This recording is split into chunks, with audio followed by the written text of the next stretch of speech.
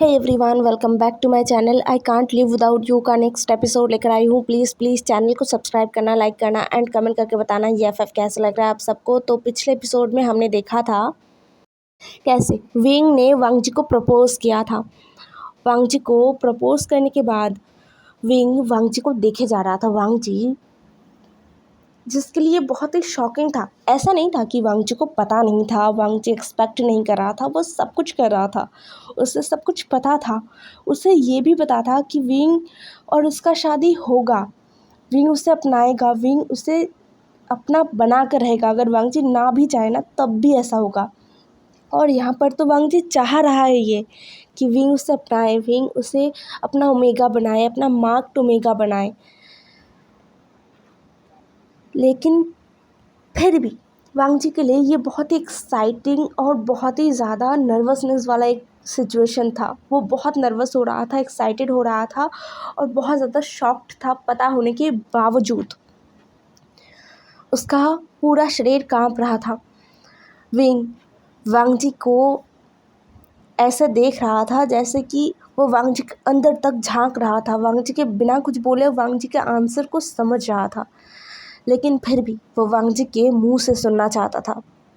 एक बार फिर विंग ने वांग जी की तरफ शांत नज़रों को डालते हुए कहा, बताओ वांग जी, मुझे तुम्हारा जवाब सुनना है।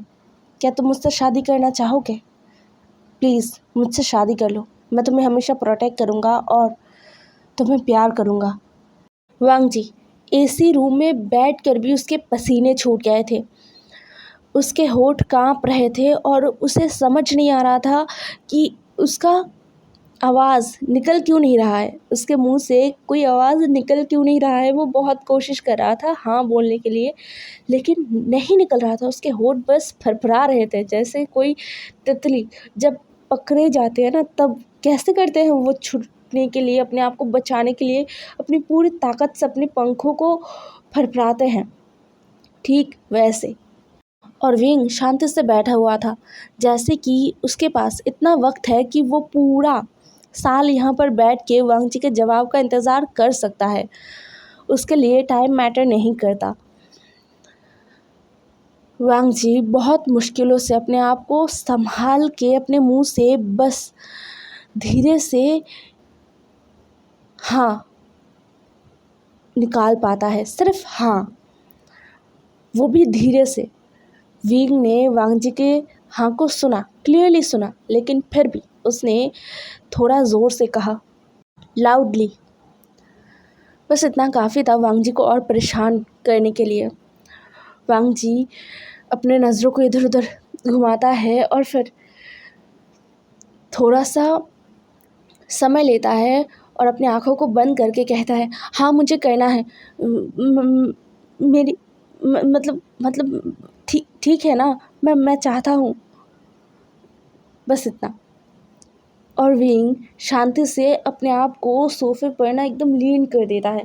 विंग को देखकर ऐसा लग रहा था कि विंग एक बहुत बड़ा इंटरव्यू या फिर बहुत बड़ा काम कर रहा था, इतना सीरियस, जो उसके लिए उसके जीने मरने का सवाल आके खड़ा हो जाए तब बंदा इतना सीरियस होता है। तो विंग शायद उतने सीरियसनेस के साथ कुछ कर रहा था और वो सक्सेसफुल हो गया है।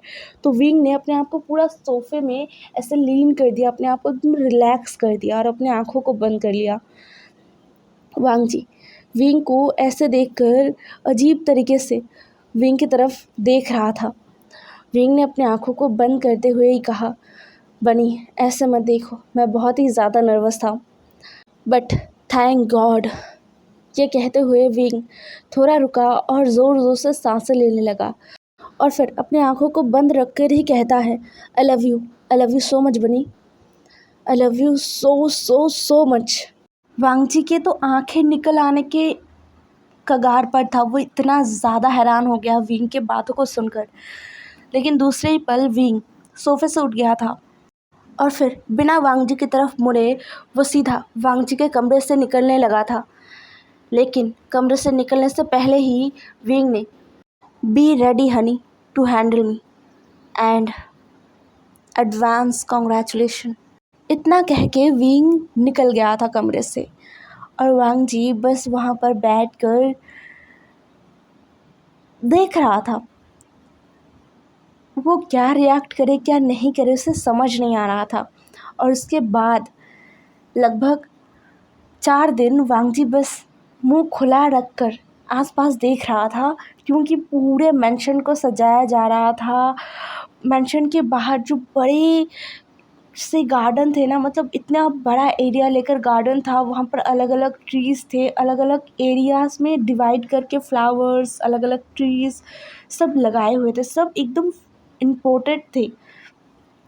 और ऐसे ऐसे फूल थे, ऐसे ऐसे ट्रीज़ थे जिसके बारे में वांगजी ने कभी सुना भी नहीं था, या फिर कभी भी अपनी आँखों से नहीं देखा था, किताबों में या फिर इंटरनेट पर देखा था। और साथ में इतने सारे फ्रूट्स के भी अलग से सेक्शन था। तो सब मिलाकर विला के आसपास जो गार्डन था ना, वो बहुत बड़ा था, और उसमें सेक्शन वाइज एकदम डिवाइड करके रखा था कि ये फ्रूट का है, ये वेजेस का है। यहाँ पर एकदम फ्लावर्स का डेकोरेशन किया जाएगा जिससे विला देखने को अच्छा लगेगा। ये सब एकदम प्लानिंग के थ्रू शायद किसी ने किया होगा, जिसने विला को डिज़ाइन किया होगा शायद उसने किया होगा। खैर वांगजी को नहीं पता, लेकिन पूरे विला के साथ पूरे गार्डन को भी सजाया जा रहा था। ऐसा नहीं था कि इन 4 दिनों में बस वांगजी हैरान ही होता रहा था, ऐसा नहीं था। उसे लेकर बहुत कुछ हुआ इन 4 दिनों में। अंकल और ब्रदर इन 4 दिनों में वांगजी को लेकर शॉपिंग पर गए थे। वांगजी के पसंद के बहुत कुछ खरीदा गया था, और उसके अंकल ब्रदर ने भी बहुत कुछ वांगजी के लिए खरीदा था, जो शादी के लिए ज़रूरत पड़ता है। और इन चीज़ों का पूरा खर्चा शिचैन और लैन कुरैन उठा रहे थे। विंग इसके पूरे पूरे खिलाफ था। वो अपने ओमेगा का खर्चा उठा सकता है, लेकिन शिचैन ने पहली बार विंग को रोका था, मतलब ऐसे एकदम डायरेक्ट रोक दिया था और कहा था नहीं, ऐसा नहीं होगा। वांगजी पहले, अभी वो पहले मेरा भाई है। मैं अपने छोटे बेबी ब्रदर को अपने हाथ से उसके वेडिंग के लिए सब कुछ देना चाहूँगा, मतलब ये सब कुछ मेरा रिस्पॉन्सिबिलिटी है और मैं इससे पीछे नहीं हट सकता। जब हमारे पेरेंट्स नहीं हैं तो मैं और अंकल वांगजी की इस रिस्पॉन्सिबिलिटी को पूरे दिल से निभाना चाहते हैं। यह सुनकर विंग चुप हो गया था। वो नहीं चाहता कि उसके शादी में कोई दुखी रहे, इसलिए वो मान गया था। तो ऐसे ऐसे 4 दिन बीत गए थे। बस और 2 दिन बाकी है, और 2 दिन में उनका शादी होने वाला है। क्या ये बहुत जल्दबाजी नहीं हो रहा है? ऐसा नहीं है कि वांगजी विंग से शादी नहीं करना चाहता, लेकिन क्या ये सच में बहुत जल्दबाजी नहीं हो रहा है? लेकिन दूसरे ही पल वांगजी को लगा कि क्यों ये जल्दबाजी है। विंग की तरफ से अगर देखा जाए तो ये तो बहुत ही ज़्यादा देर है। कितने सालों तक विंग ने उसे प्यार किया है, और वो भी तो जल्द से जल्द विंग का होना चाहता है। तो फिर इसमें जल्दबाजी का क्या है? कुछ भी नहीं है। अपने मन को वो शांत कर रहा था। हालांकि पहले सारे बड़े ने डिसाइड किया था कि 1 महीने बाद शादी होगा, लेकिन विंग के इतने ज़्यादा प्रेशर डालने के बाद बस 1 हफ्ते में ही शादी रखा गया। वो भी विंग नाखुश था, मतलब उसे तो ऐसा लग रहा था कि अभी कर लो या फिर कल कर लेते हैं शादी। अगर डेकोरेशन करवाना है, पूरे शादी वाला जो वाइब है उसे लाकर शादी करना है तो कल कर लेते हैं। मैं एक रात में सब कुछ कर लूँगा, सारा काम मैं फिनिश कर सकता हूँ, लेकिन कल ही कर लेते हैं। ऐसा हुआ नहीं। ग्रैंडपा ने विंग को बहुत डांट दिया था और कहा था कि तुम थोड़ा सब्र करो। तो विंग ना चाहते हुए भी उसने सब्र किया, और बस अब 2 दिन ही बचा हुआ है। अभी रात का समय था और वांगजी अपने बिस्तर पर लेटा हुआ था। उसके पूरे कमरे में अंधेरा था, लेकिन वो जागा हुआ था। पता नहीं कितना बज चुका है, शायद 11 या 12। हाँ, इससे ज़्यादा नहीं हुआ होगा। कुछ ही देर पहले वो अपने कमरे में आया था सोने के लिए। आज डिनर टाइम पर विंग नहीं था। वो कहाँ गया है? ये सोचकर ही वांगजी ज़्यादा कुछ खा नहीं पाया था, और पता नहीं क्यों अभी भी वो हिचकिचाता है विंग को सीधा सीधा कुछ पूछने के लिए या फिर विंग से फ़ोन पर बात करने के लिए। उसने अभी तक शायद विंग को एक कॉल भी नहीं किया था खुद से। अभी घर में तो सभी है, सिर्फ विंग नहीं है, वो कहाँ गया होगा? शर्म के मारे वांग जी अपने ब्रदर से पूछ भी नहीं पाया, इसलिए वो भी इतना ज़्यादा परेशान है। क्या विंग लौट चुका होगा? शायद आ गया है ना? क्या वो जाके देखे? बस वो जाएगा और देखकर चला आएगा, इतना ही ना। इसमें इतना घबराने वाली कोई बात नहीं है और एम्बैरेस होने का भी कोई बात नहीं है। लेकिन अगर किसी ने देख लिया तब वांग जी क्या बोलेगा? नहीं, अगर किसी ने देख लिया तो कोई बहाना बना देगा ना वो। अपने ही मन में ये सब थॉट लाते हुए वांग जी अपने बिस्तर से उठ गया था और फिर धीरे धीरे अपने कमरे के दरवाजे की तरफ गया और दरवाज़ा खोलकर बाहर देखा। बाहर एकदम सन्नाटा था। हालांकि बाहर रोशनी था लेकिन बहुत कम, अंधेरे में कोई गिर ना जाए बस इतना ही रोशनी था, पूरा उजाला नहीं था। और सारा जो विला है वो एकदम पिन ड्रॉप साइलेंस में डूबा हुआ था। वांग जी ने अपनी नज़रों को एक बार चारों तरफ घुमाया और फिर विंग के कमरे की तरफ अपनी नज़रों को किया। और जैसे ही वो अपने कदमों को बाहर निकालने वाला था ना, वैसे ही उसने खुद ही अपने कदमों को रोक लिया और सीधा वापस से अपने कमरे के अंदर चला गया और दौड़ के अपने बेड साइड टेबल के ऊपर से वाटर बॉटल को ले लिया जो कि पानी से भरा हुआ है। खैर कोई फ़र्क नहीं पड़ता। उस बॉटल को लेकर वो फिर से अपने कमरे से निकल जाता है। इस बार थोड़ा जल्दबाजी में ही निकलता है। अपने कमरे से निकलने के बाद एक बार फिर वांग जी आसपास देखता है। उसे लग रहा था कि वो कोई चोरी कर रहा है, अगर वो पकड़ा गया ना तो बहुत ज़्यादा बुरा हो जाएगा उसके साथ। लेकिन क्या सच में वो चोरी कर रहा था? नहीं ना, ऐसा कुछ नहीं कर रहा था। ये सोचकर वांग जी विंग के कमरे की तरफ अपने पाँव को बढ़ाता है और धीरे धीरे विंग के कमरे के पास चला जाता है और सुनने की कोशिश करता है, लेकिन कुछ भी उसे सुनाई नहीं देता। यहाँ के इस विला में जितने भी कमरे हैं वो सब साउंड प्रूफ है। अगर एक बार दरवाज़ा लग गया और खिड़की बंद कर दिया गया तो अंदर का कुछ भी सुनाई नहीं देगा और बाहर का भी कुछ अंदर नहीं सुनाई देता है। तो बेशक वांग जी को कुछ भी नहीं सुनाई दे रहा था। वांग जी थोड़ा परेशान हो गया और ये सोचने लगा कि रूम्स को क्यों साउंड प्रूफ बनाने का ज़रूरत पर क्या, अगर नहीं बनाता तो ज़्यादा अच्छा होता। ये सोचकर वांग जी खुद से ही परेशान हो गया और एक बार इस विला को जिसने बनाया ना उसे अपने मन में डांट दिया। फिर वांग जी आसपास देखता है लेकिन अभी भी आसपास कोई भी नहीं है। इस बार वांग जी ने हिम्मत किया और दरवाजे पर अपना हाथ रखा और डोर को अनलॉक किया। जैसे ही डोर अनलॉक हुआ ना, वांग जी को समझ आ गया कि विंग अभी भी घर नहीं आया है। ये सोचकर ही वांग जी को थोड़ा सा उदासी महसूस हुआ और वो दरवाज़ा खोलकर रूम के अंदर चला गया। रूम के अंदर अंधेरा था। वांग जी ने नाइट लैम्प को जलाया तो रूम एकदम साफ साफ उसे दिखने लगा। विंग के कमरे का लाइट लैम्प थोड़ा सा अजीब था, मतलब ये लाइट ऐसा था जैसे कोई ब्लैक एंड वाइट टीवी है। हाँ, ऐसा ही था। खैर वांग जी जिसका मन नहीं भर रहा था वो इस कमरे को अच्छे से देखता है और फिर एक बार अपने मन के तसल्ली के लिए वॉशरूम को भी चेक कराता है। नहीं, यहाँ पर भी विंग नहीं है। वांग जी को अब गुस्सा आ रहा था। ये इंसान कहाँ चला गया है? क्या फिर से गायब हो गया है? नहीं नहीं, ऐसा नहीं हो सकता। वांग जी के दिल में पता नहीं कहाँ से डर घुस गया और वांग जी अपने हाथों को रब करते हुए इधर से उधर कमरे में चलने लगा। कुछ देर चलने के बाद भी जब उसे कुछ समझ नहीं आया कि क्या करना है, तब वो थक कर विंग के बेड पर बैठ गया और सोचने लगा कि क्या कुछ बुरा हुआ होगा। नहीं तो विंग कहाँ गया है? मतलब इतनी रात तक वो कहाँ पर है? सुबह सुबह उन्होंने एक साथ ब्रेकफास्ट किया था, उसके बाद से आज पूरा दिन वांग जी ने विंग को नहीं देखा है। तो फिर वो कहाँ गया होगा? क्या उसे कोई ज़रूरी काम आ गया है? अगर उसे ज़रूरी काम आया भी होगा तो वो ब्रदर को साथ क्यों नहीं लेकर गया? ये सब सोचते हुए वांग जी कब विंग के बेड पर लेट गया था उसे सच में समझ नहीं आया। विंग के बेड पर उसे स्ट्रॉन्ग लोटस का फेरोमोन महसूस हुआ। वांग जी ने गहरा सा ब्रेथ लिया और उस फेरोमोन को महसूस किया और फिर अपने चेहरे को विंग के तकिए पर रब किया। उसे नहीं पता कि वो ये क्यों कर रहा था, किस लिए कर रहा था, लेकिन उसे अच्छा लग रहा था, बहुत अच्छा लग रहा था।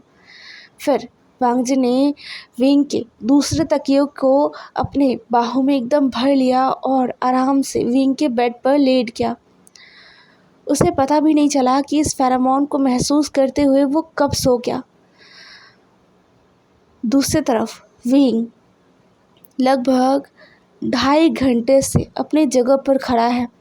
वो अपने दरवाजे पर खड़ा है और अंदर का नज़ारा बस देखे जा रहा था। वांग जी जब बेड पर लेट रहा था तभी विंग आ चुका था। वांग जी जब विंग के कमरे में आया था ना, तब वांग जी ने विंग का कमरा खुला रख दिया था, मतलब दरवाज़ा उसने बंद नहीं किया था, तो विंग को दरवाज़ा खोलने की ज़रूरत नहीं पड़ा। कमरे के बाहर से जब विंग ने दरवाज़ा खुला देखा तो उसने अपनी आँखों को ऐसे छोटा कर लिया था। उसका दरवाज़ा खुला क्यों है? यहाँ का कोई सर्वेंट या फिर कोई और उसके गैर मौजूदगी में उसके कमरे में नहीं घुस सकता, तो फिर उसका दरवाज़ा आधी रात को किसने खोल दिया? ये सोचते हुए जैसे ही विंग अपने दरवाजे के सामने आके खड़ा हुआ ना, वैसे ही विंग रुक गया था वहाँ पर। तब वांग जी धीरे धीरे विंग के बेड पर लेट रहा था। विंग अपने जगह पर एकदम स्टैचू बन के खड़ा हो गया था। उसे समझ नहीं आ रहा था कि वो कैसे रिएक्ट करे या फिर क्या कहे, लेकिन वांग जी की हरकतों को देखकर विंग को एक अलग ही एहसास ने घेर लिया था, एक बहुत ही डिस्टर्बिंग एहसास जो विंग के सर पर कभी कभार चढ़ जाता है जब विंग वांग जी के करीब रहता है। जब विंग वांग जी को गौर से देखने लगता है ना, तब विंग का पूरा शरीर सख्त हो गया था। विंग ने थोड़ा अपने आप को शांत करते हुए गल्प किया। एक के बाद एक गल्प करते हुए वो अपने सलाइवा को निगल रहा था और वांग जी के हरकतों को देख रहा था। जैसे वांग जी ने विंग के तकिए पर अपना फेस रब किया ना, विंग ने अपने मुट्ठियों को कस लिया था। उसके हाथों का जो नस है वो एकदम उभर आया था। साथ में विंग के सर पर, उसके फोरहेड पर जो नसें हैं वो भी एकदम उभर आया था। विंग का फेस एकदम सख्त हो गया था और विंग एक टक वांग जी को देख रहा था। वांग जी जैसे ही विंग के दूसरे तकिए को अपने सीने से लगाकर अपने आँखों को बंद करता है ना, विंग ने अपने काफ़ी देर तक रोके हुए सांस को धीरे से छोड़ा था और फिर वांग जी धीरे धीरे सो गया और विंग वहीं पर खड़ा रह गया। इतना देर हो गया है लेकिन फिर भी विंग अपने सोच पर काबू नहीं रख पा रहा था, अपने दिमाग पर काबू नहीं रख पा रहा था। इसलिए अब विंग ने अपने आप को ज़बरदस्ती पीछे हटने पर मजबूर किया और वो पीछे हट गया। एक हाथ से उसने दरवाज़ा धीरे से बंद कर दिया और दूसरी तरफ निकल गया गेस्ट रूम की तरफ। इस रूम में मतलब वो अंदर जा ही नहीं सकता। अगर वो अंदर गया तो आज ही कुछ ऐसा हो जाएगा जो विंग वांग जी से शादी करने के बाद ही करना चाहता है, शादी करने से पहले नहीं। अगर शादी करने से पहले उसके करने का इरादा होता तो शायद वांग जी अभी तक ऐसे नहीं रहता, मतलब काफ़ी पहले वांग जी के साथ वो सब कुछ वो कर लेता, लेकिन वो वांग जी को पूरी तरीके से अपना ओमेगा बनाकर आगे बढ़ना चाहता है। इसीलिए विंग खुद को कंट्रोल कर रहा था। बस 2 दिन, बस 2 दिन, ये कहते हुए विंग गेस्ट रूम के अंदर चला गया था और सीधा बिना इधर उधर देखे वो वॉशरूम के अंदर जाता है, शावर के नीचे खड़ा हो जाता है। कितनी देर तक वो शावर के नीचे था उसे खुद नहीं पता। और हमारा वांग जी वो तो शांति से विंग के फेरोमोन को महसूस करते हुए सो रहा था। एक बहुत ही आरामदायक और बहुत ही अच्छा सा नींद उसे मिल रहा था। उसे तो खबर भी नहीं था कि उसकी वजह से विंग का नींद ही उड़ गया है। बेचारा इतना ज़्यादा परेशान हो गया है कि आधी रात को वो शावर ले रहा था। खैर विंग जल्द ही वांगजी से इसका बदला ज़रूर लेगा। अगले दिन सुबह जब वांगजी का नींद खुला तो वो चिल्ला पड़ा क्योंकि उसके सामने झुककर विंग एकदम उसके चेहरे के सामने था, विंग का चेहरा। और जैसे ही वांगजी ने आंखों को खोला ना, उसने पहले ही विंग का चेहरा देख लिया इतने करीब से कि वो डर गया और डर के मारे चीख के उठने लगा तो विंग और उसका सर टकरा गया। वांगजी के मुंह से तो आवाज़ निकला दर्द के मारे, लेकिन विंग शांत था। वांगजी अपने सर को एक हाथ से रब करते हुए विंग की तरफ देख रहा था और बिना कुछ सोचे उसने बस गुस्से से कहा, यह क्या है? मैं डर गया था। आप ऐसे ऐसे मेरे सामने अचानक से। लेकिन और कुछ कह पाता वांग जी उससे पहले ही विंग ने अपनी आंखों को छोटा करते हुए कहा, रियली तुम डर गए थे? लेकिन डरना तो मुझे चाहिए था। यू नो व्हाट, हमारी शादी में अभी भी 39 आवर्स बाकी है और तुम अभी मेरे बेड पर हो। अगर किसी ने तुम्हें मेरे बेड पर देख लिया तो सब मेरे कैरेक्टर पर उंगली उठाएंगे और कहेंगे, देखो बी वुशान ये बिल्कुल भी अपने आप को कंट्रोल नहीं कर पाता। बस थोड़ी ही देर की बात है लेकिन उसने खुद को कंट्रोल नहीं किया। ये तो बहुत ही शेमलेस होगा। लोग मेरे बारे में ऐसे ऐसे बातें करेंगे। विंग जो ऐसे बोल रहा था जैसे कि वो बहुत सीरियस है इन सारी बातों को लेकर, और वांगजी विंग की बातों को सुनकर शर्म के मारे डूब जा रहा था। उसे तो याद ही नहीं था। अब वांगजी अच्छे से देखता है और उसे समझ आता है कि सच में वो कल इसी कमरे में सो गया था। ये कितना एम्बैरेसिंग है। ओ गॉड, अगर किसी ने देख लिया होता तो। वांगजी अपने आप को शांत करने की पूरी तरीके से कोशिश कर रहा था। अभी शायद 6 या 7 बजे होंगे, है ना? हाँ। वांगजी ने आसपास देखने की कोशिश किया और कुछ बोलने की कोशिश किया, लेकिन कुछ भी वो बोल नहीं पा रहा था। और विंग का एक्सप्रेशन ऐसा था जैसे कि वो वांगजी से एक्सप्लेनेशन चाहता है। वांगजी डर के मारे थोड़ा सा गल्प करता है और फिर विंग की तरफ देखते हुए अपने तोतले आवाज़ में कहता है, वो मैं तो बस यहाँ चेक करने आया था और पता नहीं मैं कब सो गया। I am really sorry. मैं जानबूझकर यहाँ पर नहीं था। मतलब मुझे समझ नहीं आया मैं कब सो गया। I am really sorry. मैं विंग जो वांगजी को रोक देता है और कहता है, अच्छा लेकिन तुम यहाँ पर क्या चेक करने आए थे बनी? बताओ मुझे। वांगजी अब और भी ज़्यादा परेशान हो गया। ये इंसान इतने सवाल क्यों करता है? बस विंग के सवालों से ही वांगजी को परेशानी है। वांगजी मतलब वो ऐसे हालत में फंस गया था जहाँ से वो बच नहीं सकता, है ना? नहीं, उसे इन सवालों का जवाब देना ही होगा, वरना ये इंसान उसे जाने नहीं देगा। इसलिए वांगजी ने अपना सर झुकाते हुए फिर से अपने लड़खड़ाते हुए आवाज़ में कहा, मैं तो बस ये देखने आया था कि आप यहाँ पर हो या नहीं। मतलब आप इतनी देर से घर आ रहे थे, इसलिए मैं बस देखने आया था। विंग जिसे सच में ये नहीं लगा था, उसे सच में ये नहीं लगा था। उसे बस ये लगा कि बस वांगजी उसके कमरे में आया है, और इतना सोचकर ही विंग इतना ज़्यादा खुश हो गया था। कल से वो इतना ज़्यादा खुश था, लेकिन अभी तो विंग की खुशी का कोई ठिकाना ही नहीं रहा था। विंग की आंखें एकदम चमक उठा था, एकदम शाइन कर उठा था, ये सोचकर कि उसका बनी टेंशन में आके उसके कमरे में आया था ये चेक करने के लिए कि वो आया है या नहीं। उसके लिए वो टेंशन कर रहा था। विंग अब अपने आप को रोक नहीं पाता, वो बस वांगजी के करीब आ गया था। उसने वांगजी के कंधे को पकड़ते हुए कहा, आर यू किडिंग मी? मतलब तुम मजाक कर रहे हो? वांगजी ने इनोसेंट फेस के साथ अपना सर नामे हिलाया, जिसे देखकर विंग को बहुत प्यार आया वांगजी पर, और विंग ने बिना किसी हिचकिचाहट वांगजी को अपने करीब कर लिया था और वांगजी के फोरहेड पर एक बहुत स्ट्रॉन्ग किस किया था। मतलब एकदम लॉन्ग टाइम्स एकदम समय लेकर वांगजी के फोrehead पर उसने चूमा था। उसके साथ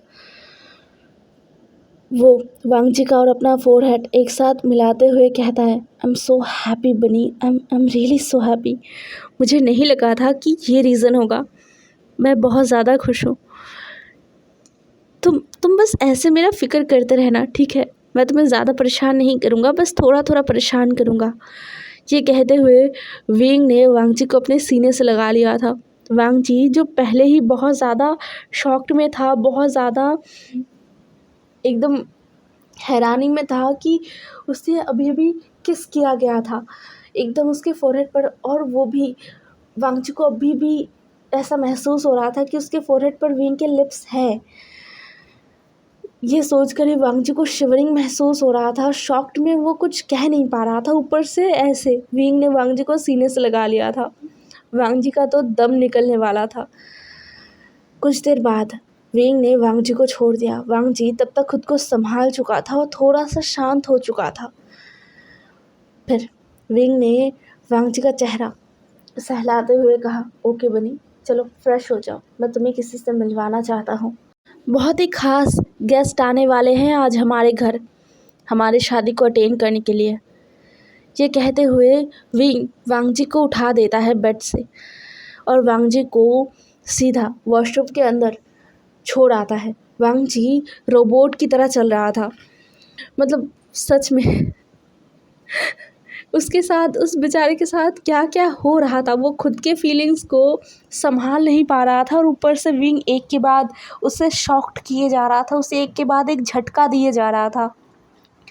जब वो वॉशरूम के अंदर चला गया था और परेशानी में उसने अपने ऊपर शावर को चालू कर दिया था, तब उसे रियलाइज़ हुआ, मतलब ठंडा पानी जैसे उसके शरीर में गया, उसके कपड़े भीग गए, तब उसे समझ आया कि वो विंग के वॉशरूम में है और यहाँ पर उसके एक कपड़ा भी नहीं है, एक भी उसका कुछ भी नहीं है। तो वो क्या पागल है? क्या वो पागल हो गया है? लेकिन अब क्या करना, वो भीग चुका है। वांगजी आधा भीगा हुआ ही वॉशरूम से अपना सर बाहर निकालता है तो देखता है कि विंग अपने फ़ोन में कुछ देख रहा था और वो आधा लेटा हुआ था बेड पर। ऐसे वो विंग के सामने नहीं जा सकता, बिल्कुल भी नहीं, कभी भी नहीं। ये सोचकर वांगजी हिचकिचा रहा था, लेकिन उसे कपड़े तो चाहिए ही। वो विंग के सामने नहीं जा सकता, लेकिन उसे कहना तो पड़ेगा विंग को। इसलिए वांगजी ने अपने आँखों को बंद किया और एक गहरा सा ब्रीथ लिया। फिर वांगजी ने कहा, वो विंग विंग। 2 बार वांगजी ने विंग का नाम लिया तो विंग तुरंत उठकर बैठ गया था और वॉशरूम की तरफ देख रहा था। वॉशरूम से बस वांगजी का सर ही बाहर था। विंग ने अपने आँखों को छोटा कर लिया और कहा, क्या हो गया तुम्हारा शावर लेना इतनी जल्दी? वांगजी ने अपना सर ना में हिलाया और हिचकिचाते हुए कहा, वो मेरे पास मेरे कपड़े नहीं हैं। बस इतना कहना था और विंग उठ गया था। बिना किसी ओवर रिएक्ट किए वो उठ गया था और सीधा कमरे से बाहर जाते हुए कहने लगा कि मैं बस लेकर आता हूँ, और वो निकल गया था। वांगजी विंग को जाते हुए देखता है और फिर वॉशरूम के अंदर घुस जाता है। एक अच्छा शावर लेने के बाद, फ्रेश होने के बाद वांगजी वॉशरूम से बाहर आया था। उसके कपड़े विंग ने उसे दे दिया था और वांगजी को तो पहले लगा कि विंग शायद फिर से कोई शॉकिंग काम कर लेगा या फिर शायद वॉशरूम के अंदर घुसने की कोशिश करेगा या फिर कोई नॉटीनेस करेगा, लेकिन ऐसा नहीं था। विंग ने ऐसा कुछ भी नहीं किया था। उसने बस एक अच्छा जेंटलमैन होने का प्रूफ दिया था। वो वांगजी के कपड़ों को आराम से वांगजी के पास पहुंचा कर वांगजी को कहकर निकल गया था अपने कमरे से। वांगजी फ्रेश होकर एकदम रेडी होकर विंग के कमरे से निकलता है और जैसे ही वो निकलता है ना, उसका आमना सामना एकदम अपने भाई से होता है। शिचान वांगजी को अपने आँखों को छोटा करके देख रहा था। वांगजी घबरा गया अपने भाई को देखकर। उसे समझ नहीं आया कि अब क्या करे। क्या क्या ब्रदर को पता चल गया है कि वो रात को यहाँ पर सोया था? ये कितना एम्बैरेसिंग है। अरे नहीं, अब वो क्या करेगा? तभी शिचान ने कहा, वांगजी तुम सुबह कहाँ गए थे? मैं सुबह से तुम्हें ढूंढ रहा था, मतलब सुबह मैं 2 बार तुम्हारे कमरे में गया लेकिन तुम वहाँ पर नहीं थे। फिर मैं गार्डन में भी गया था। क्या तुम यंग मास्टर के ही कमरे में थे? वांग जी को समझ नहीं आया वो क्या कहे, इसलिए वो चुप था। शिचैन जो बड़ा भाई है उसे शायद कुछ समझ आ गया, हालांकि उसे ये नहीं समझ आया कि वांग जी रात भर वहाँ पर था। उसने सोचा कि शायद सुबह सुबह वांग जी गया था, इसलिए शिचैन ने वांग जी के सर पर हाथ रखा और बोला, इतना सोचने की ज़रूरत नहीं है वांग जी। तुम यंग मास्टर के ओमेगा बनने वाले हो तो तुम उनके कमरे में जा सकते हो, इसमें कोई भी एम्बैरसिंग वाला बात नहीं है। तो तुम रिलैक्स हो जाओ, हाँ, और चलो ब्रेकफास्ट करने चलते हैं। वांग जी ने अपना सर हाँ में हिला दिया था। फिर शिचान और वांग जी एक साथ नीचे आ गए थे। दूसरी तरफ नीचे ड्राइंग रूम का एनवायरनमेंट बहुत ज़्यादा सीरियस था। 2 नए चेहरे को वांग जी देख पा रहा था। इन दोनों को वांग जी पहली बार देख रहा था और साथ में ड्राइंग रूम का माहौल भी उसे अजीब लग रहा था। वांग जी और शिचान के नीचे आते ही वो 2 नए इंसान वांग जी को देख रहे थे। उन दोनों की आंखों में क्यूरियोसिटी था और वांग जी थोड़ा सा अनकंफर्टेबल था। उसे समझ नहीं आ रहा था कि ये दोनों कौन हैं। फिर उसे याद आया विंग ने कहा था कि गेस्ट आने वाले हैं। क्या यही विंग के गेस्ट हैं? हे एवरीवन, आज का एपिसोड यहीं पर ख़त्म होता है। नेक्स्ट एपिसोड में मिलते हैं। ज़रूर बताना कैसा लगा आज का एपिसोड। और यार, चैनल में थोड़ा सा प्रॉब्लम आ गया था, इसलिए मैं वीडियो अपलोड नहीं कर पा रही थी। इसमें चैनल का गलती है, मेरा नहीं। तो बाय बाय, कल मिलते हैं नए एपिसोड के साथ।